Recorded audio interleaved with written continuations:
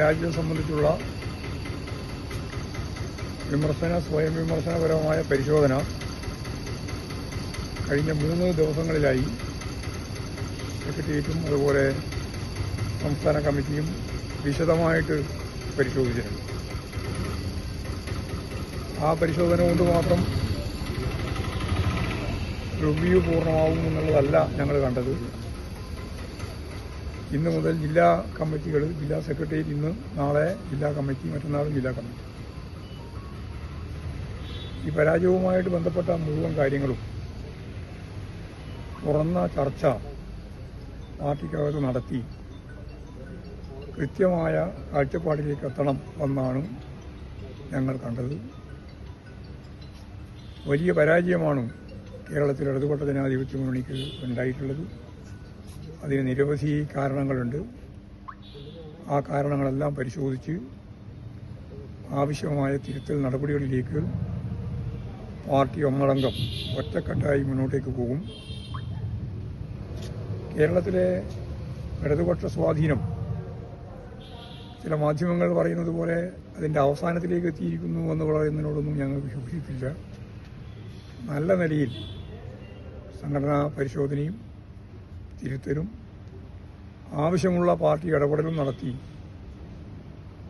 വർഗ ഭോജന പ്രസ്ഥാനങ്ങളുമെല്ലാം സജീവപ്പെടുത്തി വലിയ രീതിയിൽ ഇടതുപക്ഷ ജനാധിപത്യ മുന്നണിക്ക് തിരിച്ചു വരാൻ കഴിയും എന്ന് തന്നെയാണ് പാർട്ടി പ്രതീക്ഷിക്കുന്നത്. കെ രാഗേഷ് പറഞ്ഞാൽ നിങ്ങൾ കേട്ടില്ല എങ്ങനെ വരുന്നത്? അങ്ങനെ വാർത്ത എന്തൊക്കെ വരും?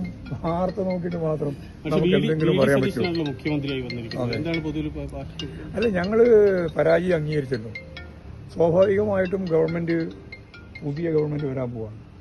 ഗവൺമെന്റ് വരുമ്പോൾ ആ ഗവൺമെന്റിന് സ്വാഭാവികമായിട്ടൊരു പ്രതിപക്ഷ മര്യാദയോടുകൂടിയുള്ള നിലപാട് ഞങ്ങൾ സ്വീകരിക്കും. അവർ മുമ്പ് ചെയ്തതുപോലെ സത്യപ്രതിജ്ഞ ഉൾപ്പെടെ ബഹിഷ്കരിക്കുന്ന നിലയാണ് കഴിഞ്ഞ പ്രാവശ്യം ഉണ്ടായത്. എന്ന് പറഞ്ഞാൽ ഭരണത്തെയും ഭരണ സംവിധാനത്തെയും വികസനത്തെയും ഒന്നും അംഗീകരിക്കില്ല എന്നുള്ള നിലപാട് അവർ സ്വീകരിച്ചിരുന്നത്.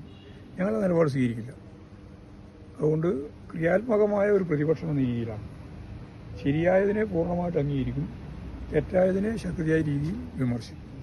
എന്നിട്ട് തിരുത്തി മുമ്പോട്ടേക്ക് പോകാൻ ആവശ്യമായ രീതിയിലുള്ള പ്രതിപക്ഷം എന്ന നിലയിലുള്ള പിന്തുണ ഈ ഗവൺമെന്റിന് ഞങ്ങൾ. പക്ഷേ പ്രതിപക്ഷ നേതാവായിട്ട് സഖാവ് പിണറായിയെ തീരുമാനിച്ചത് ഏകണ്ഠമായിട്ട് പാർട്ടി സംസ്ഥാന സെക്രട്ടേറിയറ്റ് ഏകണ്ഠമായി, പാർട്ടി സംസ്ഥാന കമ്മിറ്റിയും ഏകണ്ഠമായിട്ട്. അത് മുഖ്യമന്ത്രിയെ തിരഞ്ഞെടുത്ത് എന്നുള്ള വിവരം കിട്ടിയ ഉടനെ തന്നെ പാർട്ടി സംസ്ഥാന സെക്രട്ടേറിയറ്റ് ചേർന്നു. അതുപോലെ തന്നെ അതിനിടയിൽ PB യോഗം ചേർന്നു. തുടർന്ന് സംസ്ഥാന കമ്മിറ്റി യോഗം ചേർന്നു. കാര്യങ്ങൾ റിപ്പോർട്ട് ചെയ്യുന്നതാണ്. മുഖ്യമന്ത്രി ആരാണെന്ന് അറിയാൻ വേണ്ടി കാത്തിരുന്നതാണോ പാർട്ടി? മുഖ്യമന്ത്രി ആരാണെന്ന് അറിയാൻ വേണ്ടി കാത്തിരുന്നതാണോ? അല്ലല്ല, മുഖ്യമന്ത്രി അല്ലാണ്ട് പ്രതിപക്ഷം ഇല്ലല്ലോ. ഇനിയിപ്പോൾ ഗവൺമെന്റ് ജീവിക്കുന്നില്ല, പിന്നെ എന്തിനാ പ്രതിപക്ഷം?